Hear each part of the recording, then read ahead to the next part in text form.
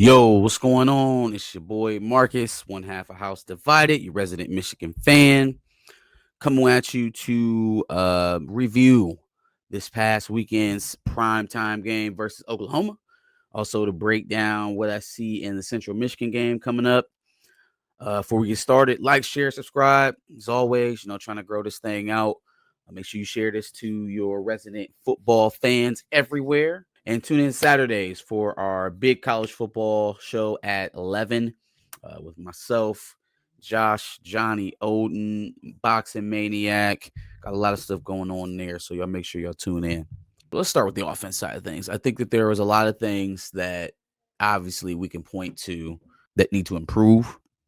A lot of things that weren't done to the level that I expected them to be in terms of this game in particular and how much they were preparing for this game. Quite honestly, at times it felt like, and this is crazy to say, but it feels like Michigan was completely content with losing this game. Questionable play calls on third downs. I think that there was an ominous lack of QB run in this game. And to be quite honest, listening to Sherrone Moore's take on it's kind of mind-boggling. And I think that's where I'll start for the offense is the QB runs. To echo some sentiments of one of my stream mates there, Johnny Oden, and his post-game thoughts on the game on Saturday. If you're not going to play him the way that he can be played, then sit him on the bench. Make him become a pure pocket passer from the bench. If we're bubble wrapping the kid and he can't get hit, why is he out there? Why is he out there? I'm listening to Sherrone Moore in his press conference this week saying that if you run your quarterback, you better have two. First of all, that was a Harbaughlism. Harbaugh doesn't coach here anymore. Harbaugh is no longer the head coach at the University of Michigan. You are. And to be quite frank, nor would Jim Harbaugh have ever gone after staying the fact that he was a hometown kid, but going after an athlete like Bryce Underwood to play quarterback, that's a you thing. Nor do I think that he would have landed an athlete like Bryce Underwood. That's a you thing. And I guarantee part of that conversation and getting Bryce to come here was not, hey, we want to make sure that you earn every bit of your money from the pocket. Every dollar you earn is going to be from the pocket. If we win, it will be because you are a pure pocket passer like Peyton Manning. Now, listen, there's nothing wrong with honing his skill. There's nothing wrong with making sure that he can read coverages. The problem is that he's not reading coverages right now. Not that he can't do it, but this is a different level. The players are faster. The defenses are more complex. He's not reading progressions right now. My man missed the post 3 times on Saturday. Right? And that's just working your progressions. If he's not doing that proficiently right now, and we're still working our way through that throughout a true freshman season for an 18-year-old, why not give him something easy to do? Why do we keep mentioning the fact how physically imposing he is if we're never going to use it? Is he 6'5", 230 so he can stand? Did we go out and search the most prolific athletic profile for a quarterback you can possibly find in all of college football so he can stand? How successful do you think your RPO game is going to be with no running threat from the quarterback? How is that? How does it then become anything different than an elongated play action pass when he throws it? I mean, on one side you just have a handoff, which is the run part of the RPO. On the second half, you're just going to have an elongated play action pass that's really not threatening all that much because we're not expecting the quarterback to run the ball. Why? Oh, man, he's a linebacker at quarterback, and you're not going to use it. This is not J.J. McCarthy. This is not Kate McNamara. Another quote I hate. If you're going to run your quarterback, you better have two. Guy, are you just trying to signal to the rest of the league that we don't have anybody else out there? Are you trying to tell the rest of your quarterback room that they're shit? Is there no confidence in you and your coaching staff that you have a system and not just a player to wield at offense, right? Like, are you banking your entire season on the arm of Bryce Underwood? Arm, not legs, because again, we don't want to run him. Are you basing your entire season on the arm of an 18-year-old? It's just completely nonsensical. People act like Cam Newton is not a person. They act like Vince Young was not a person. They act like Jameis Winston never ran the ball when he won the Heisman. Justin Fields, Trevor Lawrence, Deshaun Watson.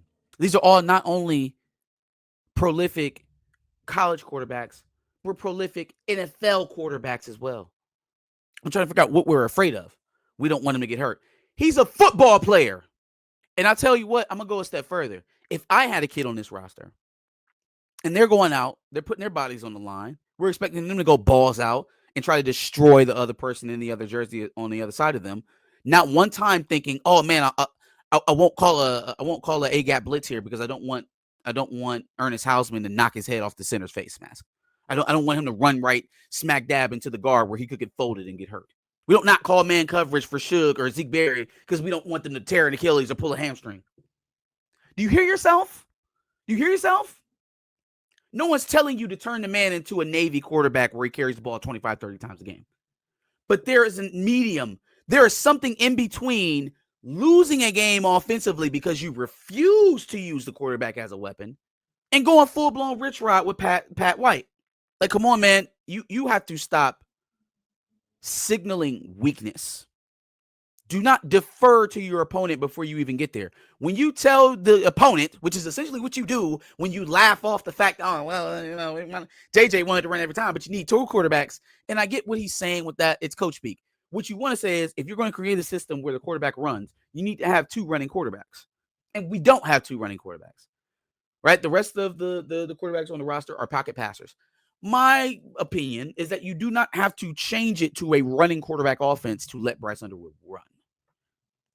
For you to call a couple +1 runs when it's advantageous for the sticks does not make you then a running quarterback offense.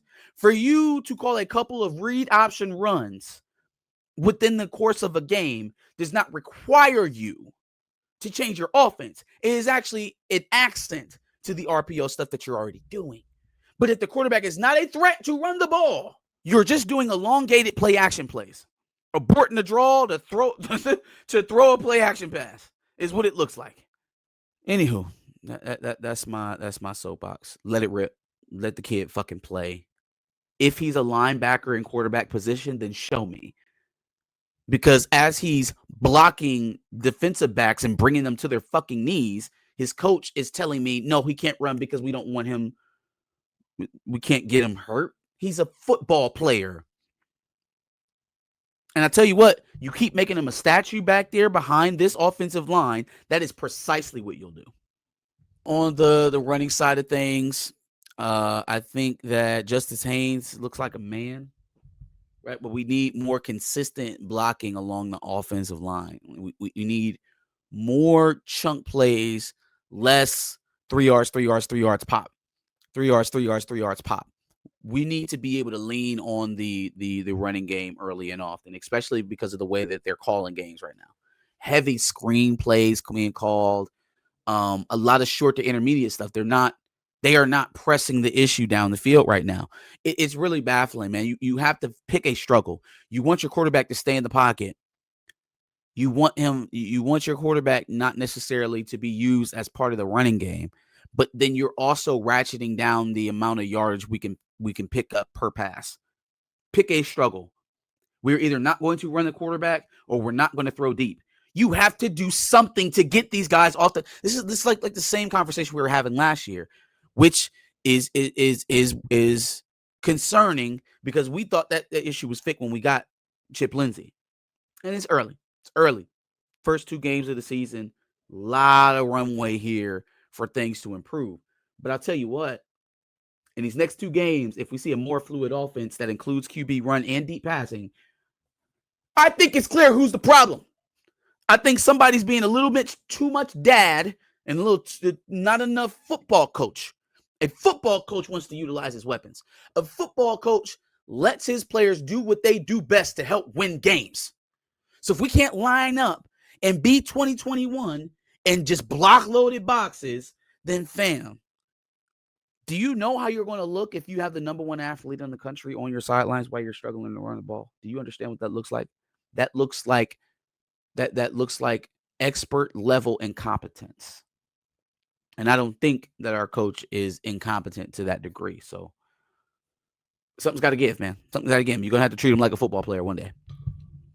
Defensively, it was a frustrating game for the defense because while I feel like they kept us in it, they made a lot of plays to keep us there. There were also a lot of things that we don't typically see out of Michigan defense. Loss of contain, missed tackles, missed opportunities on turnovers. Like that is something of a prior regime, at least a prior defensive regime, of being in perfect position to make a play and not making it, and then having that drive turn into points for the other team.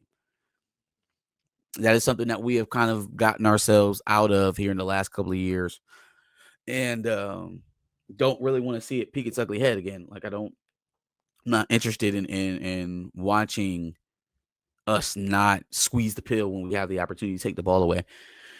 As far as the missed tackles, half of that maybe you attribute to, early season, big time matchup versus like talent. Half of that, though, is concentration and guys being in position to make plays where they weren't asked to make those plays consistently in years past. You've got to step up. You've got to step up. In years past, Sugar's been an accent to the defense. He hasn't been asked to be a playmaker. He has to be a playmaker. He has to be a playmaker. The drive that they end up sealing the game on, we could have won. Would have been over. Would have been over. Or that may have been the drive before where they were driving down. But you have a chance to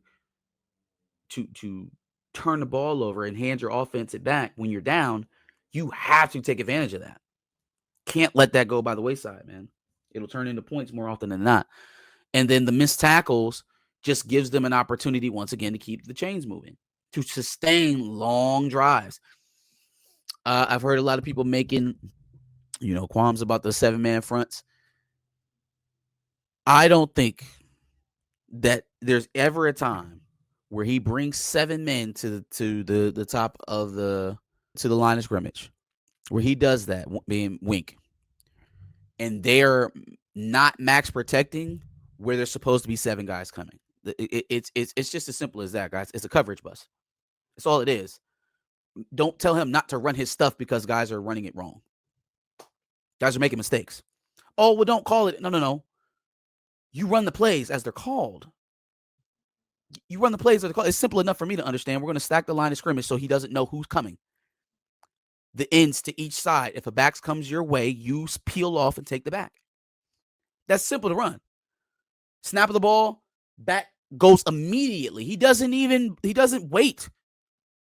Barely gets a chip, goes to the flat immediately. Nobody runs with him. That's going to be 6.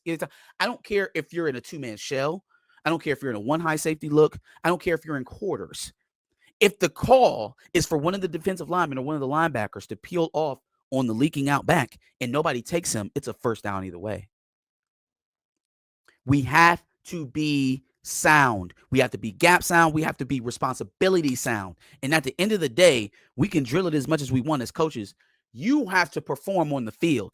Mental errors will kill you farther than bad scheme, than bad players. Mental errors on the football field will kill you sooner than anything else. So before I start looking at our coordinators, once again, because we seem to do this every 3 months or so, we start the season, we hate the coordinators. We end the season, we love them. We start the season, we hate the coordinators. We end the season, we love them. Okay? I think we know what these coordinators are at their max level. I think we know what these players are at their max level. We just haven't gotten that mix out of both of them. And so holding everybody accountable, yeah, on the offensive side, I want to see less screens. I want to see less bubbles because it's deferrative. And it's pitching the ball behind the line of scrimmage to try and gain positive yards. I don't like that shit in general. Not a fan. I think that should be used sparingly, if I'm being honest. But then at the same time, we have to block. Like, we have to block. Those blocking concepts are not that different from what we need on stretch or for what we need on counters from our wide receivers and our tight ends. If we can't block that, then we can't block the other stuff. We can't do pin and pulls. We can't do counters. We can't get outside if we can't block there. So, yeah, maybe we deserve some better play calling. You have to perform better. Do I want to see 7-man blitzes all the time? No. So how about one of y'all peel your ass off and play your responsibility when we show that front?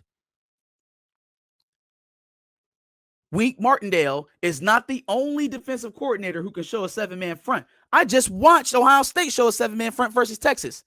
Only they played sound defense, played sound responsibility football, and everybody was covered. Do your job. All right, leading into Central. This will be the first game that we do not have Sherrone Moore out for his 2-game suspension. Assistant coach Biff Poggi, who I think honestly came back for this very reason, or got brought back for this very reason, is going to be our head coach. Like I said earlier, if we see a much more open and free offense, I think it's time to have a come to Jesus moment with your boy about Sherrone about whatever parameters we had set before the season. We gotta reestablish, because this thing could very, very easily go 8-5 again. Could go 8-5 again if they are going to allow teams to box them in and they try to win a game like they still got Kate McNamara at quarterback. They could very easily go 8-5 again. No bueno. No bueno. No bueno. No bueno. No bueno. Injuries on the offense. We're looking at Marlon Klein. We're looking at Giovanni El-Hadi. See if we can get one of those two guys back. It seems like Gio may be a little bit longer. How does the offensive line look? I think they're going to run back out there with the Phobie and Norton at guard. Link and Sprague at tackles, Crippen in the middle. I heard Sam Webb say something today that I felt like was pretty interesting. If we think El-Hadi's going to be out for an extended period of time, is this the time to maybe experiment with Link at a guard spot? And for me, hell yeah. Hell yes. Hell yes. Blake Frazier doesn't look bad.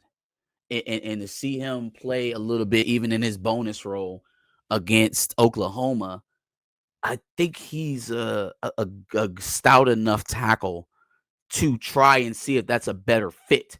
So now when you get El-Hadi back healthy, now you've got El-Hadi, Link, Sprague, Frazier, Crippen in the middle.